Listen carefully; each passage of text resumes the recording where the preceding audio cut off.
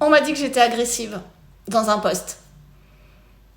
Et que oui, j'avais raison, mais que cette agressivité ne servait à rien.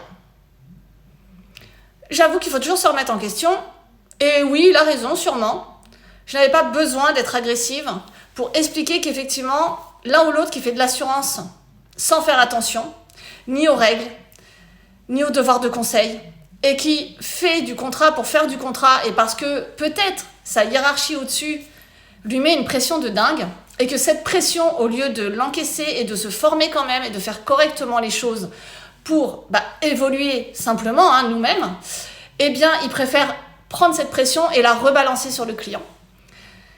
Et finalement, j'ai fait pareil. Parce que je suis extrêmement agacée quand j'arrive sur des dossiers et qu'on s'aperçoit que vraiment la pression a été mise, que ce soit sur l'assurance de prêt immobilier, sur les assurances auto, habitation. On vous fait miroiter que c'est ça où tu n'as pas ton prêt, donc tu dois signer absolument toutes les contreparties possibles et imaginables, alors qu'il y a des lois. Donc, c'est vrai, il avait raison. Je n'étais pas forcément obligée de dire qu'effectivement, si la personne ne sait pas faire un contrat d'assurance, il n'a qu'à pas le faire, en fait, tout simplement. Mais pourquoi ne pas se former ? Moi, je peux comprendre que beaucoup d'entre vous n'aiment pas leur travail.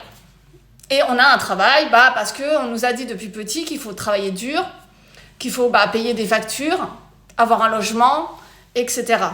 Et on a peut-être fait des études qui, en plus, ne correspondent pas du tout à ce qu'on avait envie de faire, parce que nos parents voulaient qu'on soit ceci ou qu'on soit cela, et que en dehors de ça, ça fait pas bien au niveau de la société si on essaye un petit peu de sortir du cadre ou de faire quelque chose vraiment qui nous tient à cœur, mais qu'on a peut-être peur aussi nous-mêmes d'aller vers ça. Mais vraiment, moi je peux comprendre vraiment qu'on n'aime pas ce qu'on fait, etc. Mais dans ces cas-là, soit vous apprenez à aimer, vous posez les questions, vous vous formez. Il y a énormément de choses, je ne parle pas que de l'assurance, ça vaut pour n'importe quel métier. Ou alors, pendant que vous faites ça, faites-le au moins au mieux que vous pouvez. Et à côté de ça, cherchez ailleurs. Reprenez ce que vous aimez, ce que vous avez envie de faire.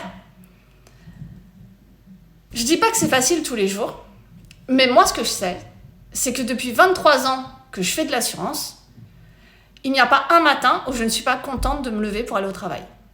Je n'attends pas le vendredi soir. Bon, d'ailleurs, je travaille le samedi, donc forcément, voilà. Mais je ne suis pas déprimée le dimanche soir chez moi en me disant « Oh zut, demain c'est déjà lundi ».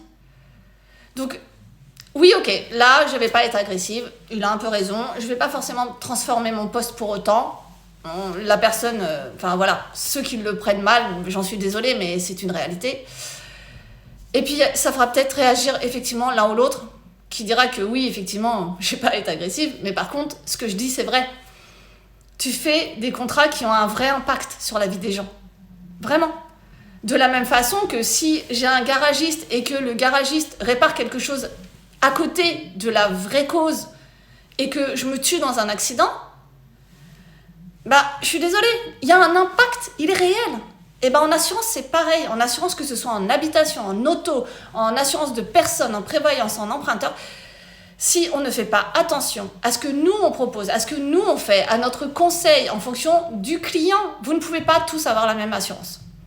Vous ne pouvez pas. Vous n'aurez pas les mêmes garanties, vous n'aurez pas les mêmes options, vous n'avez pas les mêmes professions, vous n'avez pas le même sport, vous ne faites pas le même nombre de kilomètres par an. J'en ai qui sont politiquement exposés, j'en ai qui travaillent dans des consulats, et à côté, j'en ai qui travaillent dans le nucléaire, dans les brigades spécialisées, et dans les bureaux. Donc, le risque n'est pas le même. Vous ne pouvez pas avoir la même assurance. Donc, je ne peux pas, en toute mon âme et conscience, distribuer le même truc à tout le monde. C'est pas possible. C'est pas possible. Donc, vraiment, les contrats d'assurance aujourd'hui, ça a un impact réel. Que ce soit en prévoyance, si vous n'êtes pas indemnisé parce qu'on n'a pas fait attention à votre profession ou que le capital mis sur le contrat, il correspond à 10% de ton revenu réel ou on n'a pas calculé correctement l'assurance décès, donc même si toi, tu n'es plus là pour le voir, c'est quand même dommage pour ta famille, et ça vaut pareil en habitation. Si on se trompe de nombre de pièces, donc ça, je pense qu'il y a peut-être un de mes clients qui va se reconnaître. D'ailleurs, je suis navrée, j'ai pas réussi à faire d'économie, mais Dans le sens où, si on se trompe sur le nombre de pièces en assurance habitation, il faut vraiment déclarer les chambres, les bureaux, enfin des pièces en fonction des contrats de plus de 7 mètres carrés ou 9 mètres carrés, ça dépend de la compagnie vers qui on va. Mais c'est surtout que si tu as une pièce qui fait plus de 30 mètres carrés, et encore une fois, ou 40 mètres carrés selon la compagnie, ce n'est pas une pièce, c'est 2 pièces. C'est considéré comme 2 pièces. Et si tu as une cuisine ouverte qui donne sur ta salle à manger, salon, séjour, etc., et que la superficie totale de tout ça fait 54 mètres carrés, eh bien, c'est 2 pièces. Ce n'est pas une pièce, c'est 2 pièces. Donc, sur le papier, on se dit, bon, ok, c'est pas très grave, une pièce de moins. Sauf que ça, on va te le faire payer sur un sinistre. La règle proportionnelle de prime en sinistre, habitation, ou ailleurs d'ailleurs, elle est catastrophique. Si on estime qu'il te manque 2 pièces, sur les 4 que tu as déclarés, tu en as 6, ça veut dire qu'il te manque 50% de déclaration de pièces. Donc en cas de sinistre, un dégât des eaux par exemple, 5 000 € de dégâts, l'assureur va venir mandater un expert, et l'expert va venir compter ton nombre de pièces. Et là, il va dire que ton risque n'est pas conforme à la déclaration. Et là, on va appliquer la règle proportionnelle de prime. Il te manque 50%, tu aurais dû payer 50% de cotisation annuelle supplémentaire en assurance. Eh bien, ces 50%, on va te les appliquer. On va te les appliquer sur le sinistre et donc on ne te remboursera que 2 500 €. Et on t'enlèvera la franchise. Bon, bref. Donc 2 500 € pour une erreur de 2 pièces. Oui, ça ne fait pas d'économie sur ton contrat. Effectivement, ça peut coûter plus cher. Mais pour 150 € par exemple de différence annuelle, eh bien c'est 2 500 € de sinistre qui n'est pas indemnisé. Donc vraiment, oui ça m'agace et oui les professionnels sont là pour alerter des choses et non pas simplement signe en bas, ça va bien se passer. Et quand vous commencez à dire que admettons là, le banquier ne pouvait pas ignorer puisque en plus il faisait l'offre de prêt, il faisait voilà. Eh bien lui, il va pouvoir vous dire oui mais vous avez tous les documents. Vous avez reçu la fiche standardisée d'information, vous avez reçu la notice, vous avez reçu le contrat, vous aviez qu'à relire.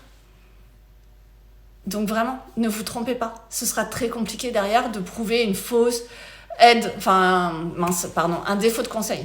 Parce que vous aurez signé tous les documents et qu'on va vous dire, bah oui, mais t'as tout signé.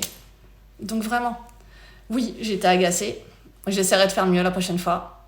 Il faut toujours s'améliorer. Mais reprenez vos contrats.